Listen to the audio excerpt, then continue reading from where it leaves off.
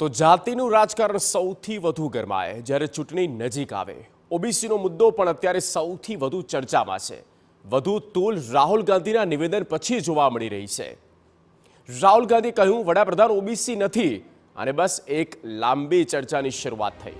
ભાજપે અનેક દસ્તાવેજો રજૂ કર્યા.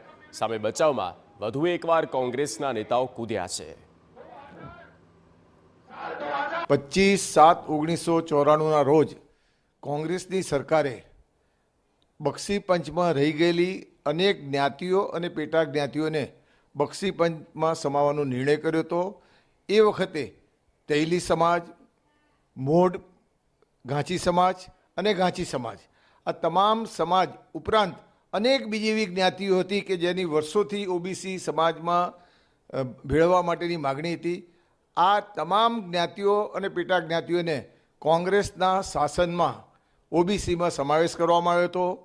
गुजरात के मुख्यमंत्री बनने के तुरंत बाद बंबई में एक बड़ा वाटर पार्क है जिसके ओनर ने मोदी समाज की मीटिंग रखी. उसका मैगजीन भी चलता है और उसमें कहा, मोदी सुपर अपर कास्ट, हमारी सुपर अपर कास्ट मोदी से पहली बार गुजरात का मुख्यमंत्री बना है. हम प्रस्ताव पारित करके सम्मानित करते हुए समाज की मीटिंग में प्रस्ताव पारित किया गया.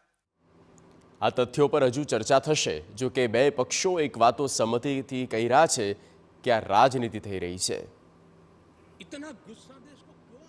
મોઢ ગાંચી જ્ઞાતિમાં નરેન્દ્ર મોદી પોતે આવતા હોય છે. આ 1994નો નિર્ણય છે. એ વખતે નરેન્દ્રભાઈ મોદી ધારાસભ્ય પણ નહોતા, મુખ્યમંત્રી પણ નહોતા, કે લોકસભાના કે રાજ્યસભાના સભ્ય પણ નહોતા. વાહિયાત વાતો ઊભી કરીને નીચલા કક્ષાનું રાજકારણ ઊભું કરવાનો પ્રયાસ દેશના વડાપ્રધાન નરેન્દ્રભાઈ મોદીની જ્ઞાતિનો અંગે વિવાદ ઊભું કરવાનું કામ રાહુલ ગાંધી કરી રહ્યા છે. રાહુલ ગાંધીને આ શોભતું નથી. पूर्णेश मोदी जी ने सूरत कोर्ट में क्या कहा,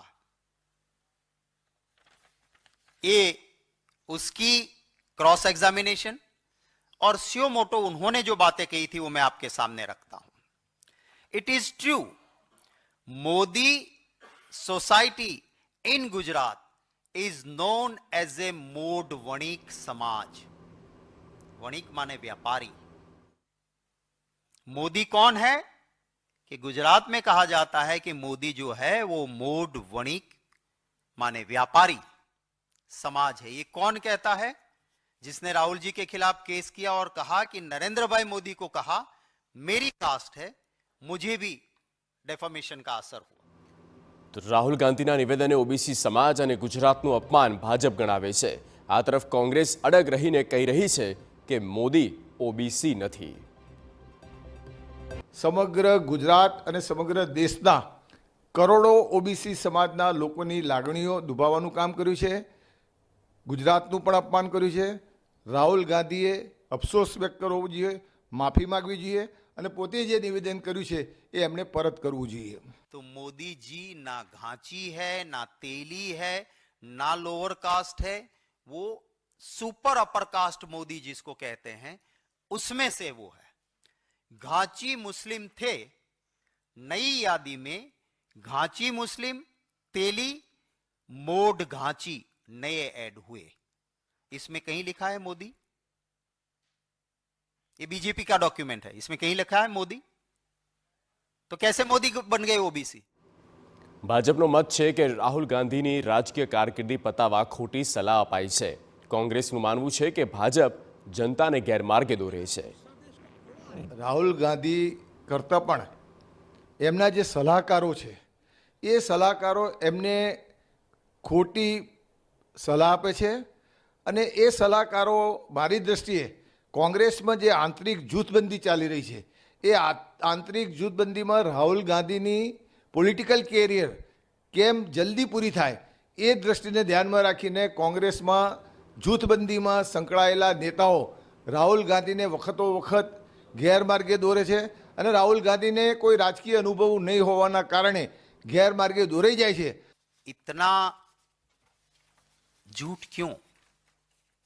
अगर आप रियल में, आप सही में सबसे बड़े पिछड़ा हो, तो कहते हैं ना कोई ऐसी कास्ट है ही नहीं, पर उन्होंने कहा सबसे बड़ा ओबीसी मैं हूं। अब मैंने कहीं कोई सी नोटिफिकेशन में देखा नहीं कि कोई अलग से फिर सबसा बेड़ा होता है। माने ये ना घांची है, ना तेली है, ना किसी लिस्ट में है, ये मोदी है। पूर्णेश मोदी जी ने खुद स्वीकार किया कि हम गुजरात में मोदी जो है वो व्यापार करने वाली कम्युनिटी में है, उस सुपर रिच में जो माने जाते हैं उसमें वो लोग हैं, और यहां पर देश में लोगों को गुमराह करने की बात कर रहे हैं।